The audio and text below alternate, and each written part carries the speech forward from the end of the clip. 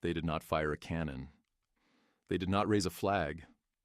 No treaty was signed in public. No speech echoed through a parliament.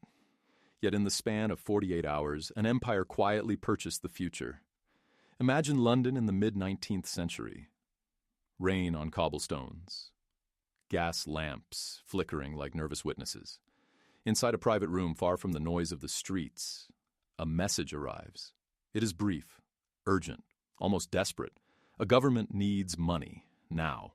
Not next week, not after debate. How? What followed was not diplomacy. It was arithmetic. A short-term loan arranged with surgical speed by the financial house of Rothschild gave Britain the ability to do something no army had yet achieved. Buy control of the Suez Canal and the narrow artery through which global trade, empire, and ambition would soon flow. 48 hours. That was all it took. On the other end of this transaction stood Egypt, drowning in debt, seduced by modernity, and unaware that a financial decision made under pressure would echo across generations. What looked like a temporary fix would become a permanent wound. This is not a story about engineering or ships. It is a story about how power learned to travel faster than armies, how paper replaced gunpowder, and how the world discovered that sovereignty could be mortgaged. And once it is sold, it is almost never bought back. To understand how a single canal became worth the fate of a region, you have to step into a world obsessed with speed. The 19th century was an age of impatience. Empires were no longer content to wait months for ships to crawl around Africa. Time itself had become a weapon. Whoever could shorten the journey to Asia would shorten wars, dominate trade, and command influence across continents. The Suez Canal was not just a construction project. It was a dream of compression, a blade slicing the map of the world in half. For Egypt, the canal symbolized entry into modernity. Railways, palaces, opera houses, European fashions, everything was meant to signal that Egypt stood shoulder to shoulder with the great powers. But modernity came with a price tag, and it was paid in borrowed money. Loans piled upon loans, each one promised as temporary, each one more dangerous than the last. Meanwhile, Britain watched patiently. This was an empire built not only on fleets, but on foresight. India was its crown jewel, and the route to India was a matter of life and death. The canal offered a shortcut so valuable that it rendered distance obsolete. Whoever controlled it would not merely save time. They would dictate the rhythm of global commerce. In European salons and financial circles, one truth was already understood. Egypt did not truly own the canal anymore. Debt had hollowed out sovereignty from the inside. The question was no longer if control would change hands, but how quietly it could be done. And in the shadows of this financial theater, powerful families prepared to move faster than nations. Every collapse begins with a decision that feels reasonable in the moment. Egypt's ruler stood surrounded by symbols of progress: marble halls, imported chandeliers, European orchestras performing for an audience drowning in applause. To the outside world, it looked like confidence. Inside the treasury, it was panic. Revenues bled away as interest payments consumed the future. Each loan meant to buy time only shortened it. The fatal illusion was control. By the time the numbers were finally faced, there was no room left to maneuver.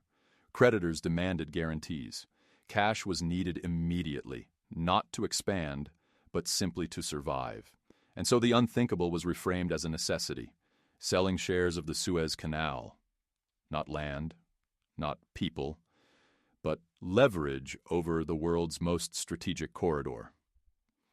From Cairo, it was presented as a temporary measure, a stopgap, a sacrifice that could later be reversed. But from London and Paris, it was seen for what it truly was: a once-in-a-century opening. Britain did not need to conquer Egypt. It only needed to outpace its desperation. Parliament moved too slowly for opportunities like this, but finance did not. Private networks, silent agreements, and trusted intermediaries were already in motion. At the center of this accelerating storm stood the financial house of Rothschild, accustomed to operating where governments hesitated. They understood one brutal truth. When a nation sells under pressure, it never sets the price. The stage was set. All that remained was speed. Night fell over London, and with it came the kind of urgency that only money can feel. There was no ceremony, no public announcement, just telegrams moving faster than reason, faster than debate. The message from Cairo was clear enough. The shares were available, but only to whoever could pay immediately. Hours mattered. Delay meant collapse. The British government wanted the canal, but governments hesitate. They calculate, they argue. And hesitation kills deals like this. So the state stepped aside, and finance stepped forward. Within the private rooms of the financial house of Rothschild, the problem was reduced to a single question. Could the money be raised before anyone else reacted? The answer was yes, almost instantly. Not through vaults of idle gold, but through trust, reputation, and a network that spanned continents. A short-term loan arranged with clinical precision bridged the gap between desire and ownership. While politicians slept, arithmetic was at work. By the time the sun rose, Britain had the funds it needed. Quietly, efficiently, and without asking permission from history. 48 hours, that was the window. Enough time to change the balance of global power without firing a shot. And in Egypt, the decision felt like relief.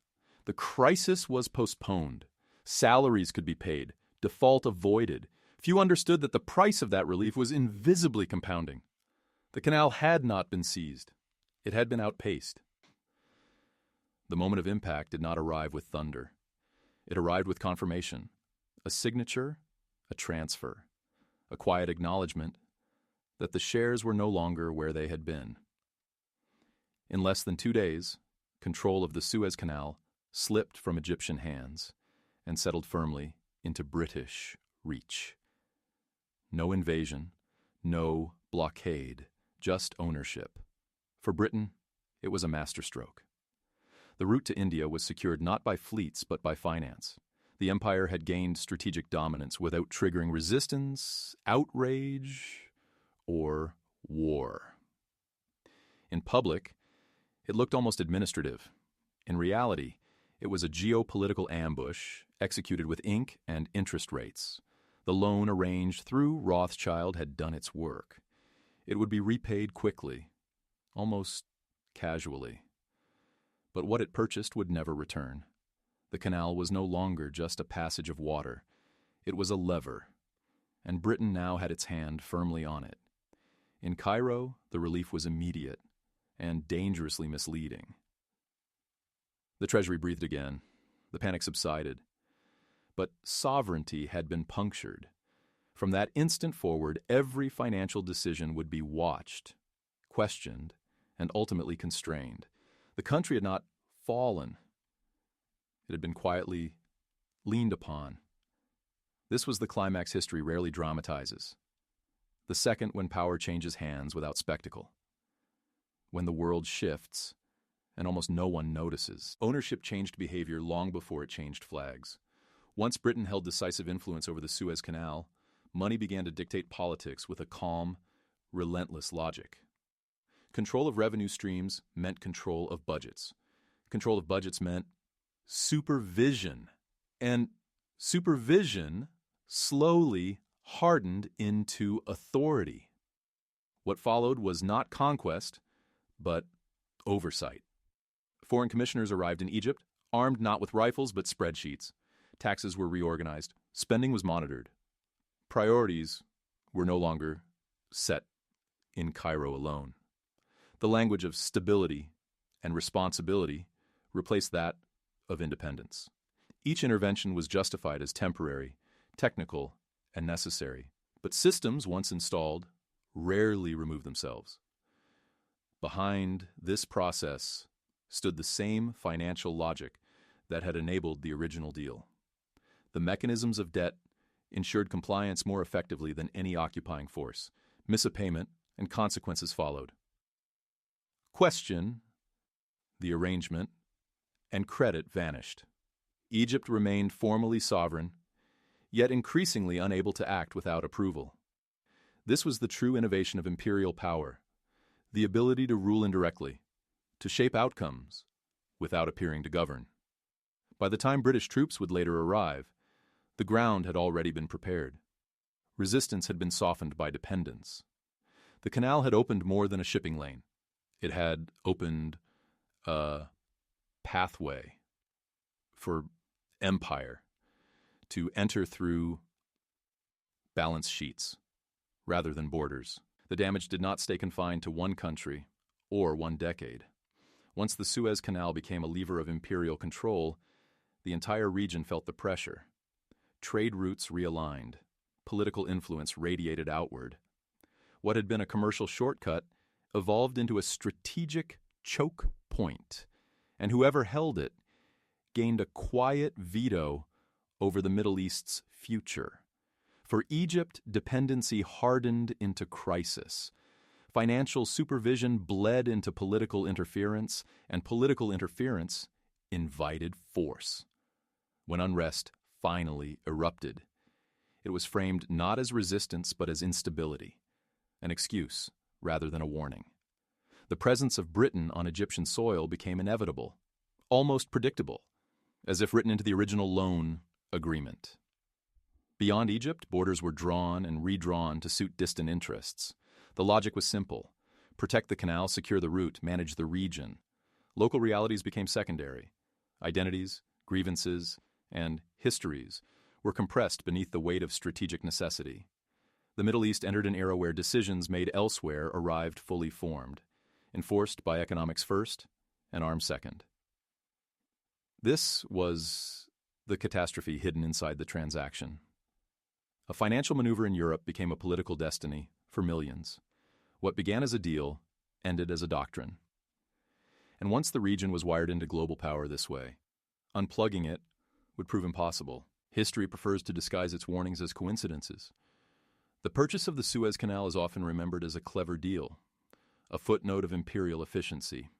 But look closer, and it reads like a manual.